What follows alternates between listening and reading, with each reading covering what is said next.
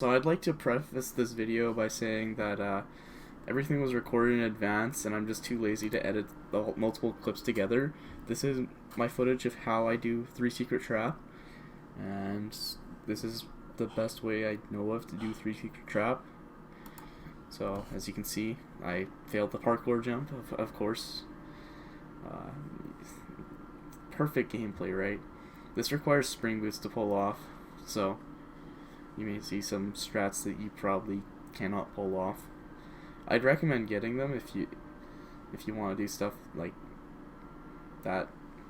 It's a very easy trap to pull off, and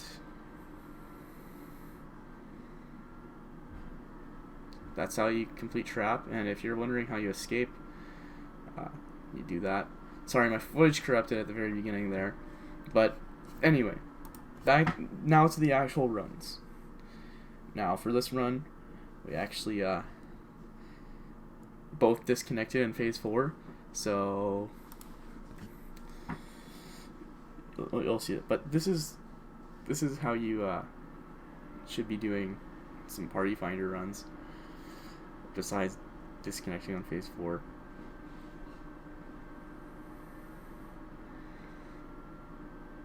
Now, this is duo runs, so crystals will be a little bit slower than usual.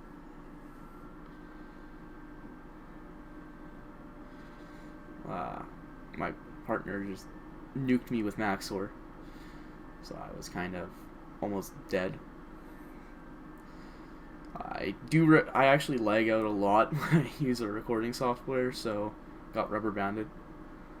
It's all good though, because I'm not about to throw. I definitely don't have skill issue. I definitely have skill issue, actually. Don't quote me on this. I know I definitely have skill issue. But you won't ever see a cleaner Maxor than us in a duo run or whatever. Same for a Storm. Like, Storm is really difficult to get the aggro mechanics working. It took me about like 3 months to learn how the mechanics actually work. I failed my Bonzo staff jump. He also didn't kill the Shadow Assassin when he was supposed to. So, you know, casually this is my perspective of how runs usually wind up.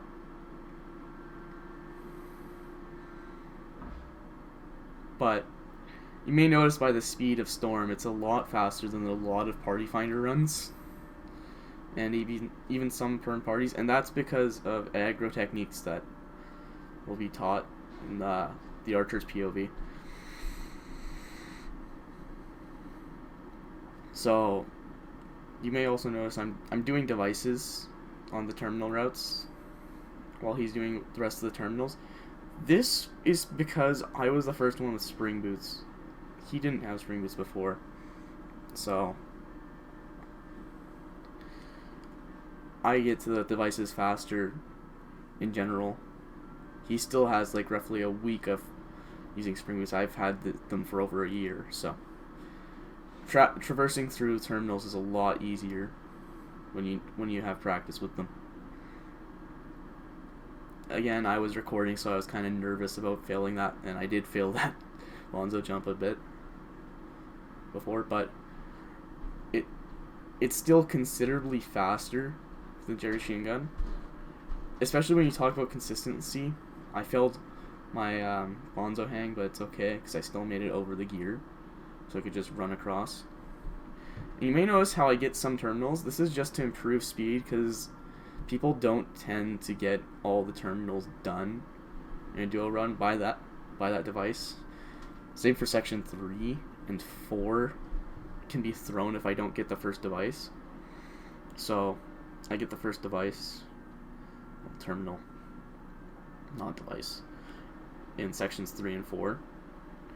It's just for consistency. You can have different terminal routes. We need to get terminal callouts for full party, because those don't exist right now.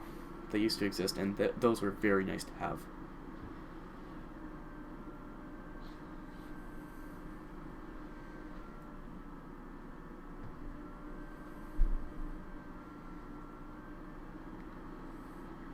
you may notice me using guided sheep to blow up the gate instead of using super boom.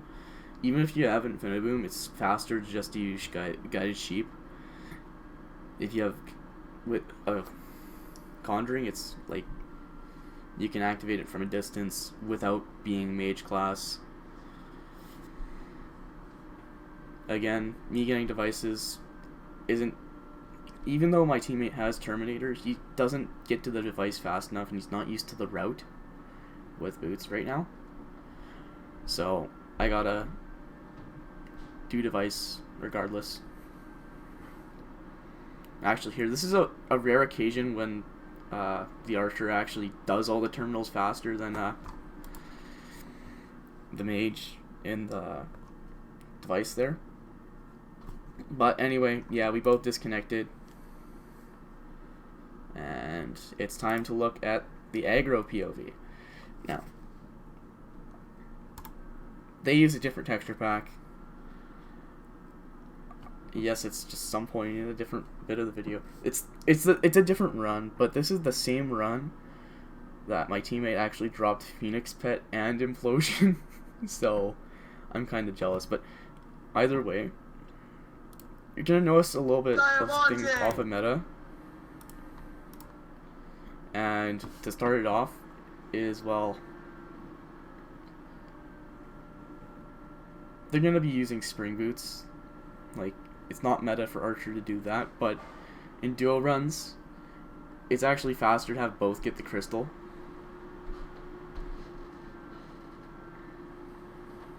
So, he gets the crystal. He's not going to get the crystal on the right. Usually shouldn't have to. But this run, I actually almost got both crystals before Maxor decided to do that.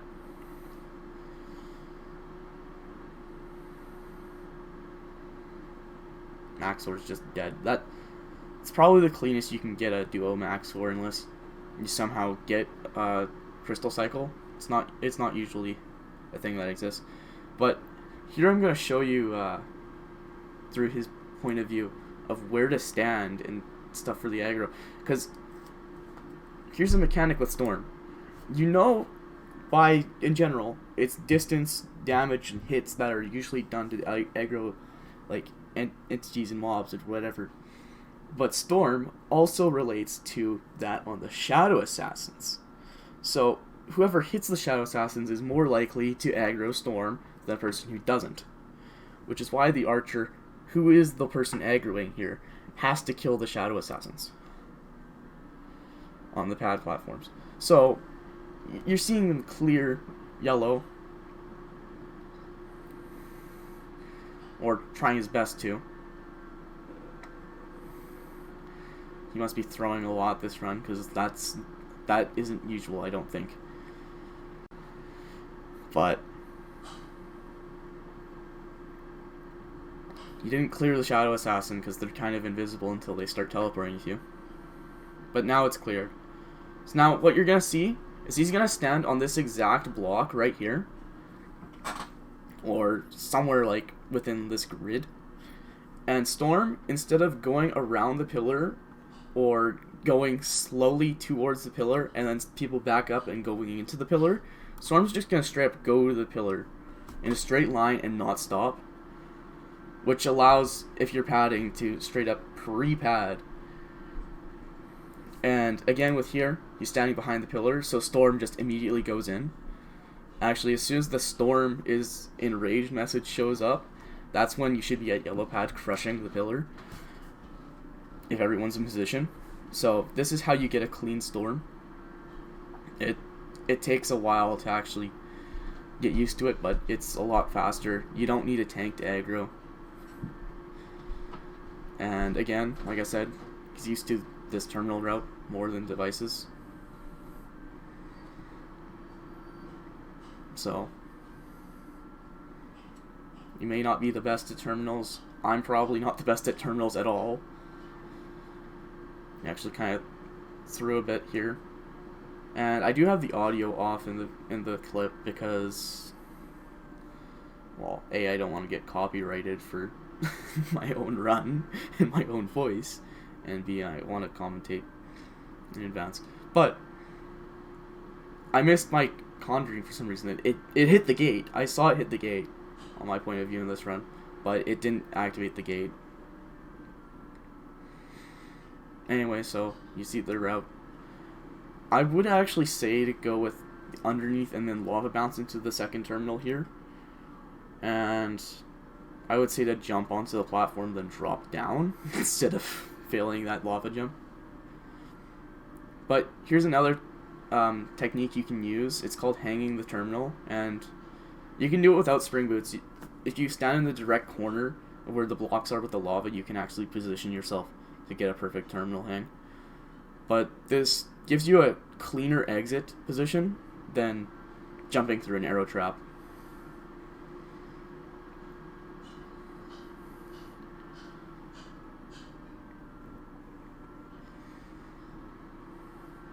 So again, with routing, this is faster because then you can jump. If you get the right aim, you could jump into the last terminal very cleanly. Like, you'll see what I'm talking about. Like that terminal down there, you could actually jump. Like this terminal right down here, you can jump into if you actually aim properly and jump properly. I don't think he did it or actually knows how to do it consistently, but it doesn't matter. Again, you should probably go underneath for that one. I think everyone does that.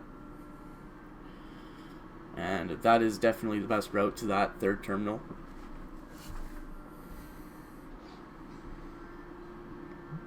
My routes are by far not anywhere near perfect, but these work. And again, one of these rare runs where the device is actually so slow, or I get timing on the first terminal and he doesn't. That just gets to that. But here's just how fast gold ore tends to die. There are some runs where he just dies like in half the time. Some runs where he just takes a little bit of time. Also, huge note for entering phase 4. I'm not sure if anyone's noticed this, but I always try to go forward to not get knocked back by Necron's fireballs, because that can sometimes happen when you go into phase 4. And it turns out if no one drops down, phase 4 will not activate. So you should probably stay on that platform. I made the mistake a few runs back, I think like half a week ago. But anyway, you're going to use cells aligned just to not take damage from lava. I don't need cells aligned. I use it sometimes. I just generally use Wither Shield on my hype, but yeah, you can see some crazy combos going on here. Totally very good at video game. I used Last Breath on Necron. I don't know why. I just have been doing that now. But